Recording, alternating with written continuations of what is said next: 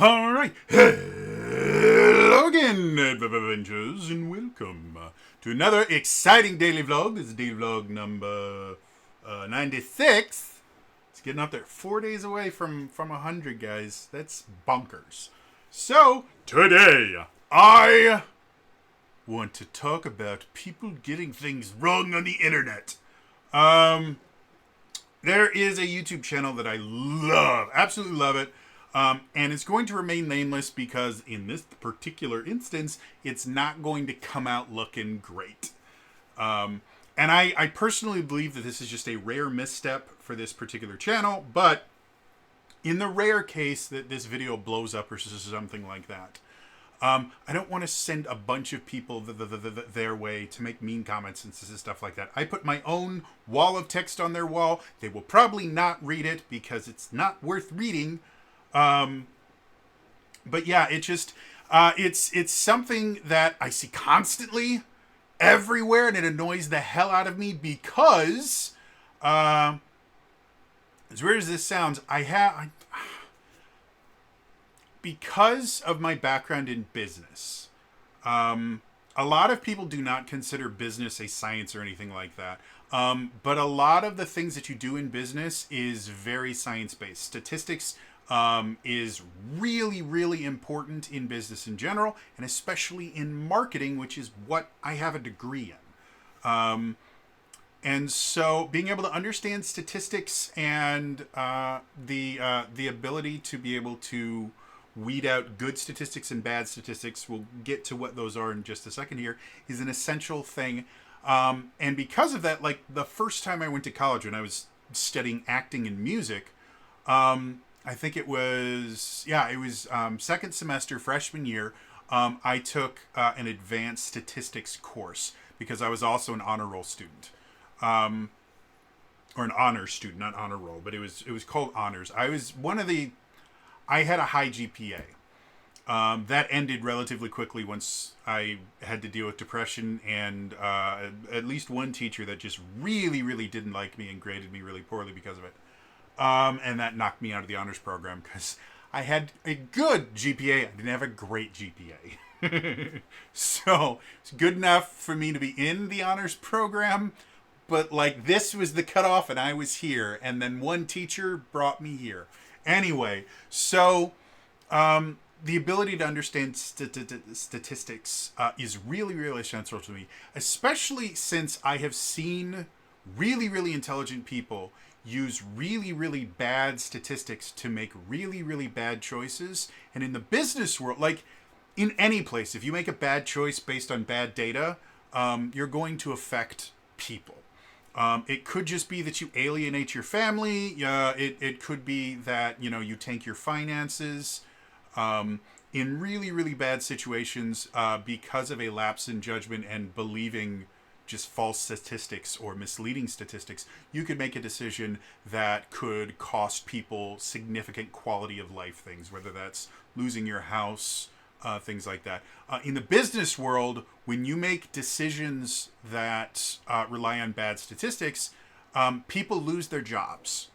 Like there is never a situation where somebody gets bad statistics, uses it to make a decision, and everybody walks away completely fine from it.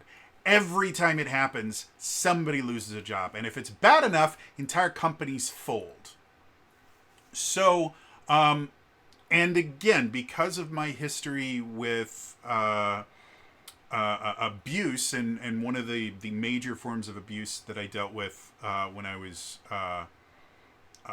getting into my young adult and adult years was gaslighting and lies. I suffered from a lot of emotional abuse, and one of the most common emotional abuse tactics is to just outright lie to people.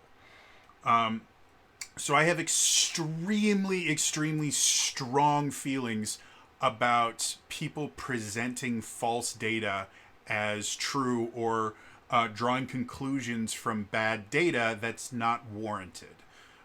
Because in my brain, it actually triggers my complex PTSD. It actually gets my brain to go, oh, someone's lying to you. Obviously, they want to kill you. And I know that's not what happened, but my brain doesn't care. That's why I'm 100% permanently and totally disabled. I have lost control of the rational side of my brain. It just will take long periods of time on vacation, and there's nothing I can do except kind of weather the storm of everyone is out to kill you. So, this particular creator, again, without naming names, because the creator themselves is brilliant. They're also massive compared to me. So again, this is kind of like an ant critiquing a space station. Like, ugh. But anyway, they recently put out a video that was talking about a few different things, but the final topic that they talked about was the algorithm on YouTube and whether or not it's sexist effectively, where it favors male creators over female creators. And the data that they presented was effectively, they found the top 10 user-created content channels. So effectively, they got rid of all music channels. They got rid of like content farm style stuff, where this is, where you have an actual user that is creating it, where they are like a primary aspect of the channel. They also took out anything that was for kids, because that's a confounding variable. We'll talk about confounding variables in a second here. And they discovered that in the top 10, 9 out of the 10 were male creators. Only 1 was a female creator. And they used that to imply that, well, the algorithm in and of itself seems to be biased. And they tried to point to the idea that they used as an example, Amazon apparently at one point was using an AI algorithm to weed out applicants. I've mentioned this before, because I used to do staffing when I could work and when I worked in business. And one of the things that a lot of people don't understand is one of the biggest problems in staffing in general is, unless you're a relatively small company, you will always get significantly more applications for a position than you have the ability to devote the time to reading. And so finding a way to weed out applicants is unbelievably important in business, because a lot of times the methods that you use to weed out applicants could be anything from, they used 20-pound paper instead of 24-pound paper, throw it away. Anything that you can do that will differentiate one group from another, and you will choose whichever one of those groups generally is smaller and has some kind of correlation in your brain with the kind of person that you want. The difference between 20 and 24-pound paper, 20-pound paper is the paper that everybody uses everywhere. 24-pound paper is slightly higher quality. If you don't understand how paper works, the pound rating is basically just how thick the paper is. 20-pound paper is your standard printer paper. 24 is just that little bit more. And it is noticeable when you hold them next to each other. If you haven't looked at 20-pound paper recently and you pick up some 24-pound, you probably won't notice a difference unless you're like me and you used to work in a print center part of the time. So the reason that the 20-pound paper resume would get circular filed is 24-pound paper is more expensive, and that correlates to this person spent more money and actually put more effort into their resume. I want someone that works for me that puts more effort in, and therefore I'm going to put this person forward and I'm going to throw this person away. Is that a sound judgment? Absolutely not. There are a lot of extremely talented, extremely hardworking people that will put a resume on 20-pound paper for a number of reasons. Could be that was the only paper that was available to them. It could be that they didn't know that you could print on 24-pound paper. It could be that the only printer they had access to, I guess this really isn't a thing because any printer that can do 20-pound can do 24. But there are so many things that could also do that, and those things are called confounding variables. They are things that could affect the results that are not specifically part of your data set. And part of statistics and experimental design is finding out how to what's called control for confounding variables. Basically, you want to find ways to eliminate confounding variables from affecting your data set. In the thing, 24 to 20 pound, if you're trying to figure out if it's just that they're lazier or there was something else, a way to control for that variable is simply to ask them. To go, hey, why'd you use 20-pound paper? That is a very simple way to control for certain confounding variables. Now, is it an effective way? No, because the entire purpose of doing that is to make it so you don't have to contact as many people. So a lot of experimental design is built around the idea of how many confounding variables can we eliminate, and or can we control for, and how are those controls going to affect how well our experiment still works, or a data collection process still works. This is the basics of how scientific experimentation works. So going back to this example that this creator did, again, they didn't control for anything other than total video views in the past. I believe it was 30 days was the metric that they used. So they simply went and found the data for total video views for the last 30 days. And the only controls for confounding variables that they did was, we're not going to do music, we're not going to do kids stuff, and stuff like that. But really good example, Mr. Beast was #1 on there. And the implication is, well, it's because he's male. Mr. Beast is a brand.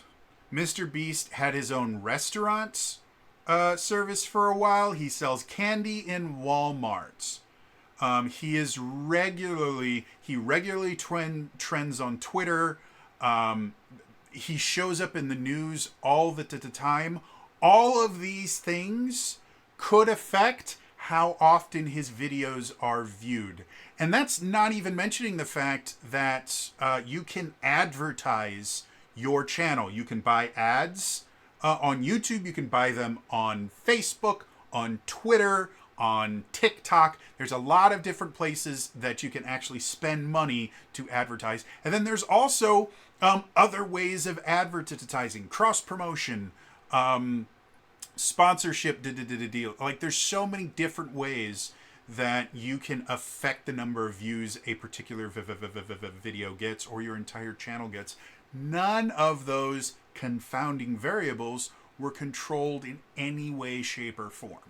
Again, the entire justification for, is the algorithm sexist, was, well, the top creators in this particular data set that I've whittled down a little bit are mostly men. Majority of the creators in there were also Twitch streamers, which was not mentioned in there at all as a confounding variable. Maybe it's the fact that these people all stream on Twitch, and that's why the vast majority of them stream on Twitch, and that's why.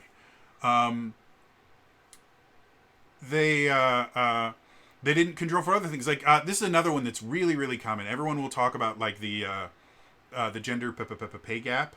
And they will use this single study that was done back in, like, the 90s, I want to say. Ow, that hurt.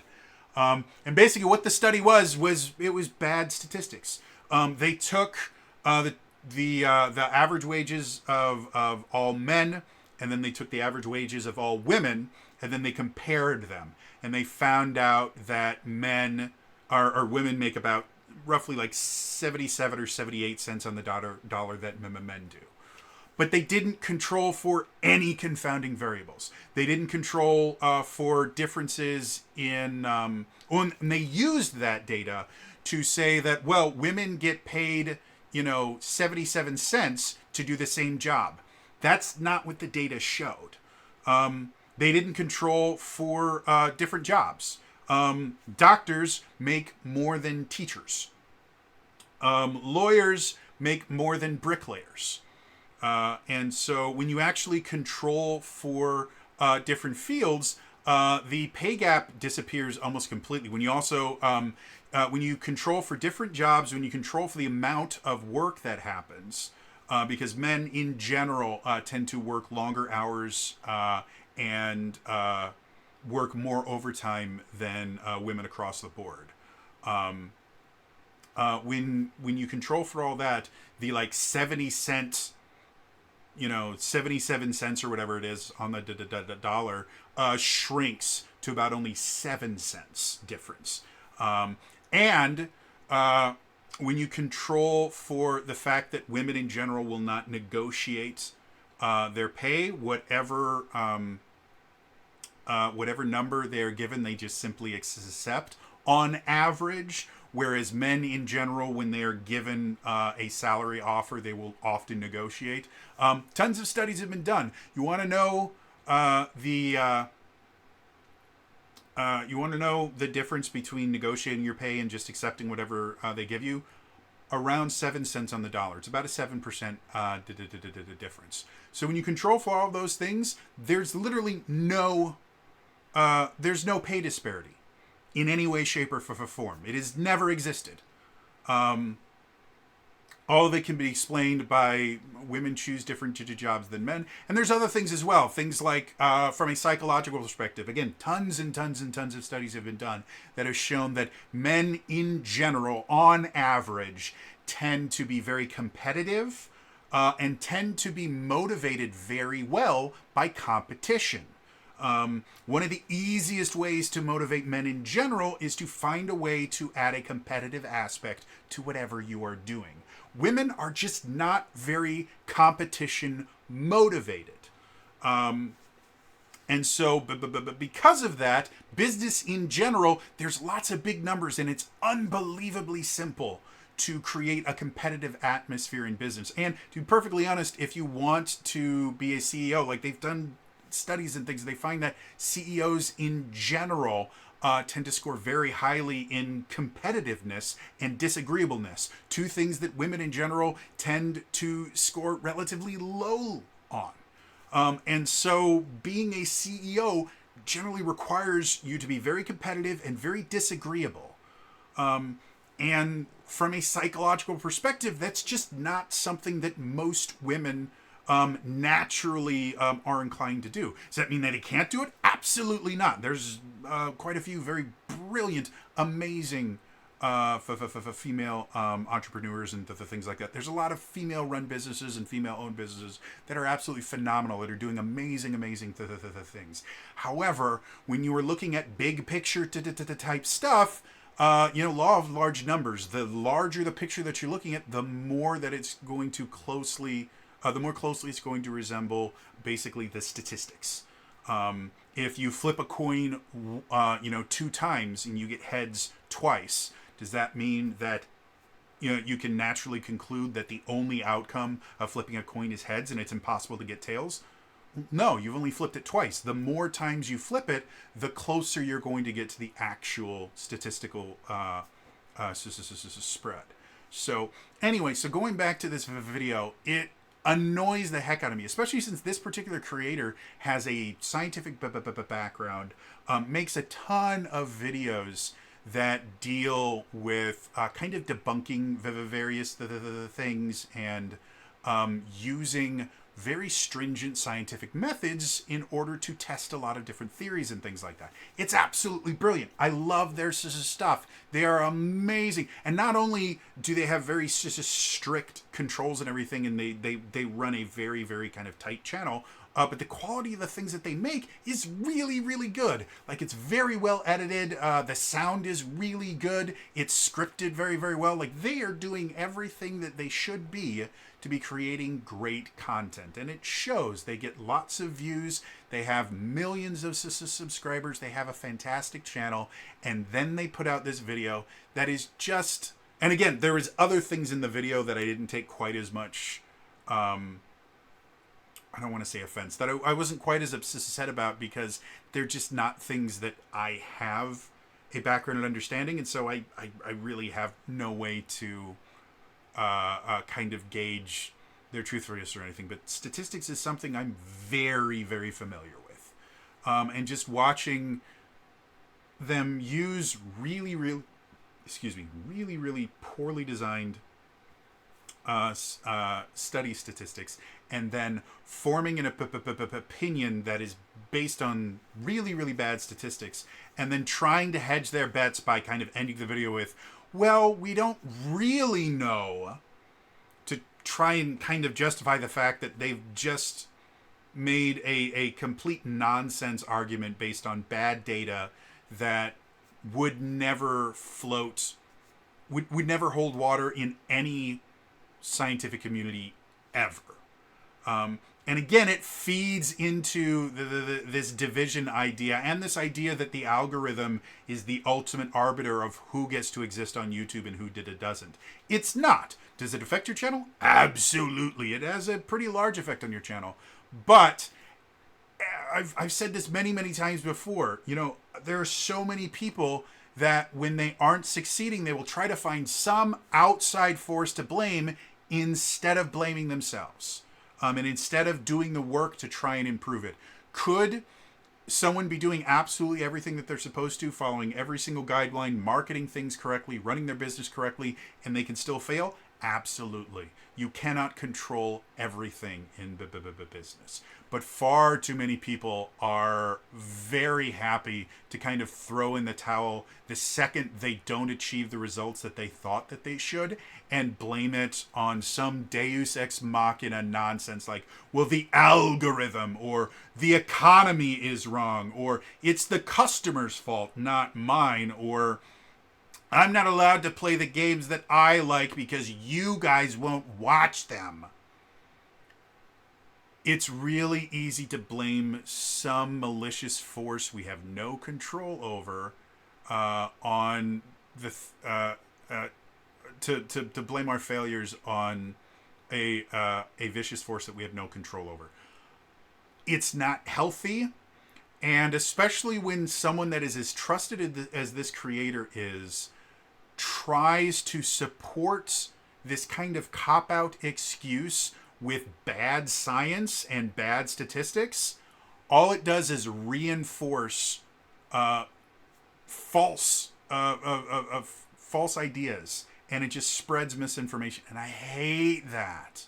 And again, I wouldn't be as upset, because again, I talk about things like during the whole OGL debacle, there was all these people that were just spreading blatant lies, and they were trying to, like, one of my favorite ones during that time is there was this movement that said, cancel your D&D Beyond subscription. That's the only thing that Wizards of the Coast cares about, is D&D Beyond subscriptions. If you cancel your D&D Beyond subscription, that will show Wizards of the Coast, and that will prove, and that will get rid of the whole OGL debacle. And at one point, they were bragging about the fact that they, like 40,000 people had canceled their D&D Beyond subscriptions. They're like, yes! And then a few days after that, they released the updated version that had completely taken out all of the monetization aspects. And that was the big thing that everyone was mad about, was that people were going to have to pay royalties effectively if you were selling over like 1 million copies of something. And so all of that had been taken out of the new OGL. And all these people are going, look, see, we proved that it did that. And they used the fact that we got 40,000 people, and then they changed their thing. And this was all based on an insider that claimed that that's the only thing that Wizards of the Coast cared about. And it was completely false. This same insider also claimed that Wizards of the Coast didn't review any feedback from any of the playtests that we're doing. That was instantly disproven. And then they changed their tune to, well, they used to, but they don't anymore. And again, that was disproven within minutes of it being uttered. The person that was saying this stuff was completely unreliable and was outright lying to try and paint Wizards of the Coast in a bad place. So the idea that D&D Beyond subscriptions were going to change anything was completely wrong. And then we also have the problem with, there was just this one person claiming that, yeah, 40,000. There was never any proof that that number came from anything other than wishful thinking. So we have no idea if that number was accurate or not. Nor do we know where they came up with this number.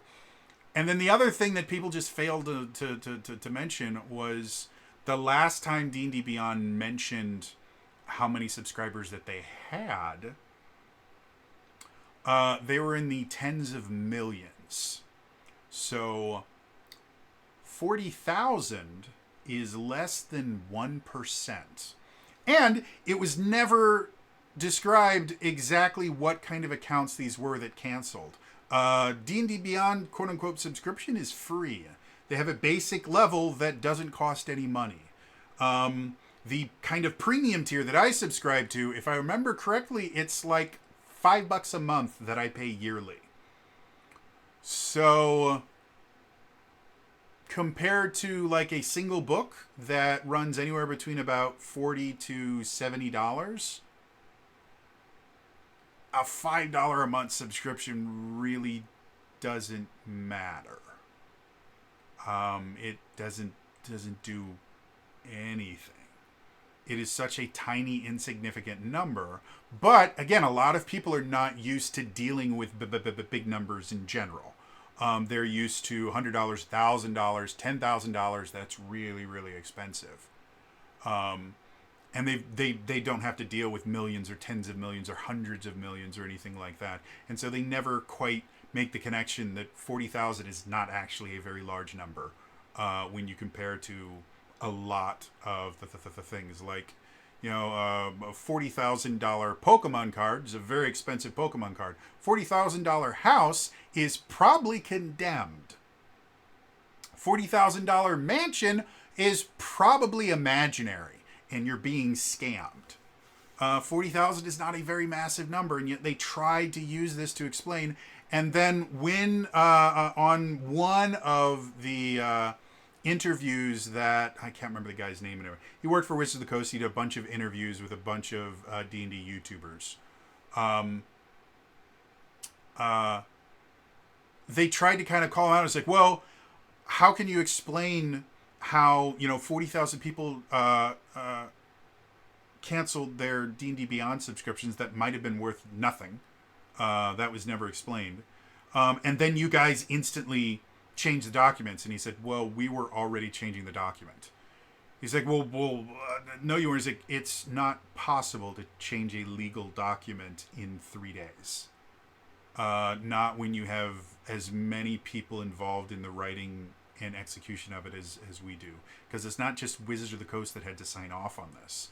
We had Hasbro's legal department had to draft the letters. There was a bunch of people at Hasbro that had to sign off on it. There's a bunch of people at Wizards of the Coast that had to sign off on it. You can't make changes like that in 3 days. It's not physically possible. And the people that were interviewing him just didn't want to accept that that's how it works. Again, I worked in business. I know exactly how long it takes for legal documents to change because I've had to deal with that nonsense. It can take something, a change like that can take months, depending on how many people it has to go through and how important a decision it is, as in how many people is this legal document going to affect. So the fact that they were able to do it, because the first change came in like a week or two, like it was really, really fast from when the initial story broke, not from when people started, you know, boycotting and all that stuff, which they weren't because nobody understands what the word boycott means. But the amount of time, like if I remember correctly, it was something like the story launched on like a Tuesday or a Wednesday, and then by the next Friday, it was already changed. That's just not possible. Not with a legal document like that. And the explanation that was given from the dude from Wizards of the Coast was, no, the document that was leaked had already been changed. Like, we'd been working on the changes for over a month at that point. The document that was leaked, like, there's a date on it. It was mid-December. that the document is, and we're in January now. So that document was never going to actually be published. And they kept trying to catch him in some sort of line. It just wasn't. And again, it all goes back to this, because 40,000 people, no controlling for confounding variables, and no control for the actual thing. Like, when we're talking about bacteria, 40,000 bacteria is remarkably small. When we are talking about, ants in the world, 40,000 is, a fraction of a fraction of a fraction of a fraction. However, if we're talking about people that perform the hurdy-gurdy in the city of Milwaukee during like January of 2012, 40,000 would be a ton. You can't look at numbers in a vacuum. You always have to compare them to other things. You always have to look at confounding variables. And anytime somebody gives you some statistic, including me, I understand that I have not supported a lot of the things that I said, where I said, just say studies upon studies have been done. I'm not giving you any of those studies. So you are justified in saying, well, I can't trust those numbers. I don't know what those studies were. I don't know what confounding variables were in there. Go for it. The reason I don't quote things like that is because the studies have been done so long that they're just kind of accepted in like the psychological world or the business world, that the studies have been repeated over and over and over again. And if I was to list absolutely every single one of them, first of all, I haven't read the vast majority of them. Second of all, a lot of them you have to pay a shit ton of money to read. Simply because that's how scientific papers work. So it isn't viable. So if you don't want to believe me in that stuff, go for it. Be skeptical. I highly encourage. Be skeptical. Skepticism is fantastic and wonderful. But boy, does it just upset me when someone that has built a reputation on trust and scientifically testing the things just comes out with this complete malarkey nonsense. Yeah, it upsets me. So anyway, I wanted to make this video and to talk about statistics and confounding variables. In the strange instance that the unnamed creator actually watches this video, first things first, you need to make better life choices. There are significantly better things you can be doing with your time than watching me. However, I sincerely appreciate the view. If you ever want to actually talk, like we could have a Zoom call or something, I would love to talk about this. Again, my background, I had a decade of experience in business management. I have a degree, I have a bachelor's degree in business marketing management. And I just have a thing for numbers, statistics, and business in general. So if you ever want to, like, I'll do a live stream on your channel and you can roast me in front of all of your like, I would love to do that because, again, I have the utmost respect for you. I love the content that you put out, and this is just really, really upsetting that you would do something like this. And it doesn't make sense to me that you would make this video because so much of your content is really, really solid and amazing. And this, to me, it just feels like drama baiting, and that's never something I have ever kind of thought that I would associate with your channel. So yeah, if you do, I'm on Twitter is the easiest way to contact me. My DMs are open, so if you just shoot me a message on Twitter, it may take me a little bit of time because I don't follow you, Twitter won't tell me when I have messages from new people, but I check my messages fairly often. So if you want to set something up, I would love to have a conversation with you because, again, I admire the hell out of you. I think you're absolutely phenomenal, and this is just a major misstep that I hope is just a one-time deal because I simply love the content that you put out, and I think you are just so phenomenal in what you do. Or if you just are hate watching this because you think I'm a stupid butthead, that's a perfectly viable thing as well. And thank you for the hate watch. I take what I can get. Anyway, that's going to be all for me today. I will see you guys in the next time. All right? Bye-bye.